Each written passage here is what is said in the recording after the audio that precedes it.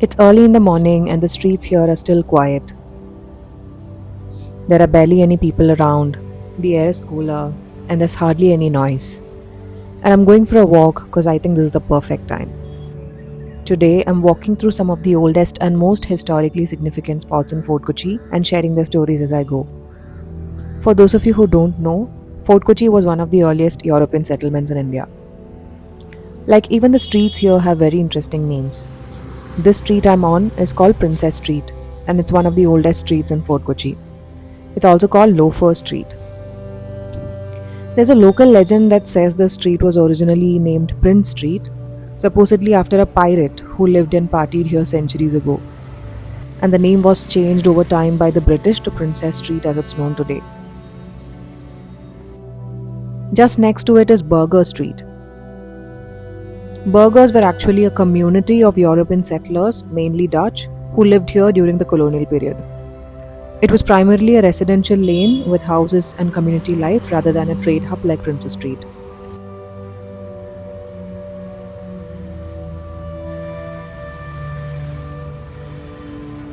You go a bit further and you reach Peterselly Street. And interestingly, Peterselly isn't a person's name.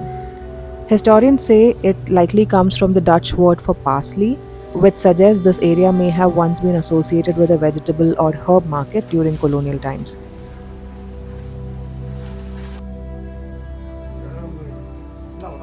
Fort Kochi wasn't just influenced by one empire.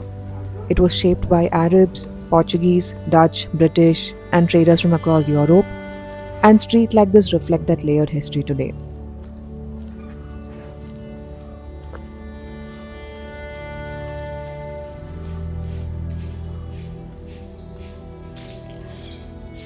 Even today, you can see it in the scale of the houses and the way the street is laid out. It feels residential, slightly tucked away, and built for people who actually lived here, not for business or trade.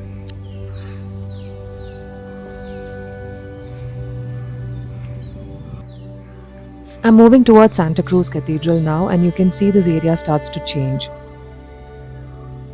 The streets open up, and you can see old administrative structures and wider roads. Fort Kochi was built this way. There are compact residential lanes and then wider open spaces around major landmarks. This is Santa Cruz Cathedral, one of the key landmarks in Fort Kochi. The original church was built by the Portuguese in 1505 as part of establishing their colonial presence in Fort Kochi. Over time, the church was rebuilt and renovated. The current structure you see here today was built in 1887 by the British. The cathedral has been a major center of Christianity in Kerala for centuries, and it's also one of the few places in Kochi where you can clearly see how colonial history reflects in the architecture.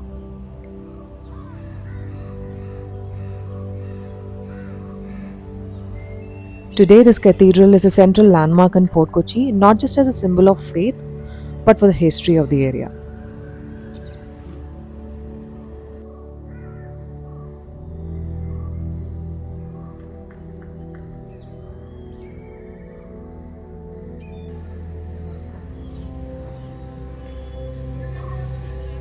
Just off this road is Rampart Road, and further ahead is the Bishop's House, which is currently the official residence of the Bishop of Cochin.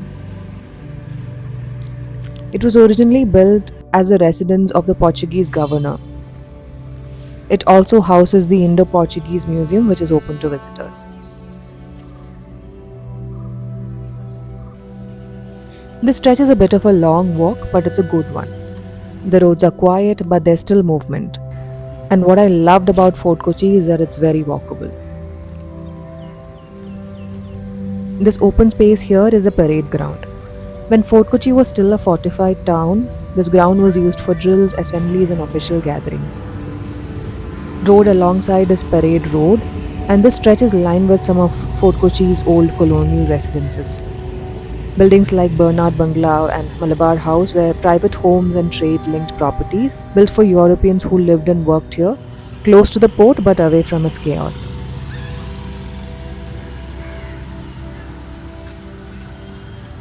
By now the town is awake. You can see people walking, cycling, heading for work. mostly just the everyday side of Fort Kochi. People are out and about starting their morning.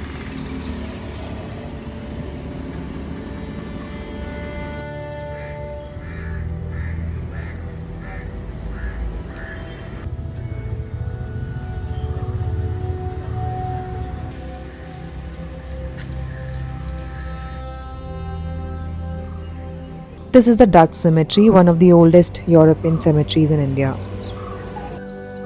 It dates back to 1724 and it has over 100 tombs of Dutch and British officials.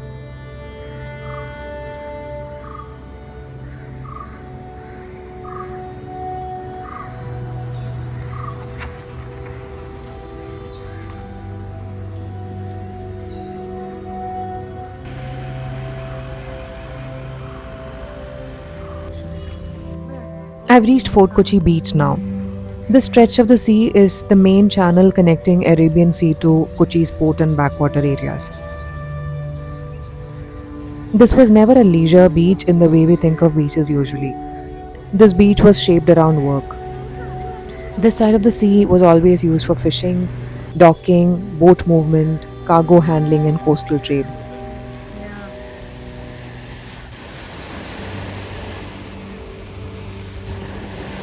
You can see the fishermen preparing their nets, and you can see boats fishing further out. This area was originally a fishing village long before large colonial structures came up here. The traditional Chinese fishing nets were introduced centuries ago and are still used by local fishermen today, so fishing remains part of everyday life here.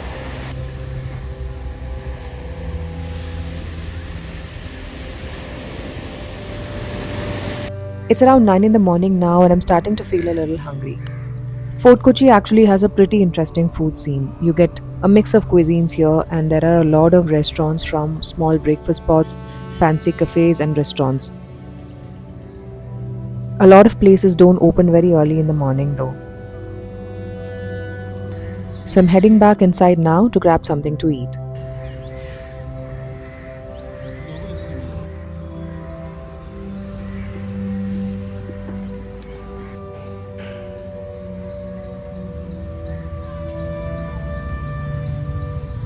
On my way, I came across St. Francis Church. It was built in 1503 by the Portuguese and is considered the oldest surviving European church in India. Vasco da Gama was originally buried here when he died in Kochi in 1524. His remains were later taken to Portugal, but this was his first resting place.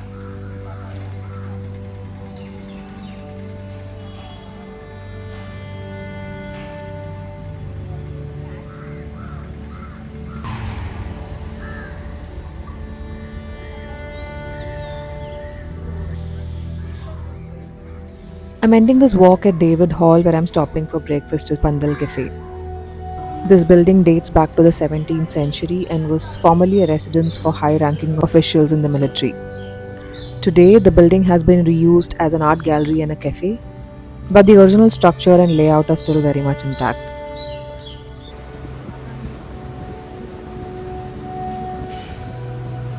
That's pretty much how this morning walk through Fort Kochi wraps up. I feel walking through a place early gives you a very different perspective. The streets, the buildings, and the people going about their day. It's quieter, more grounded, and you actually get time to notice things.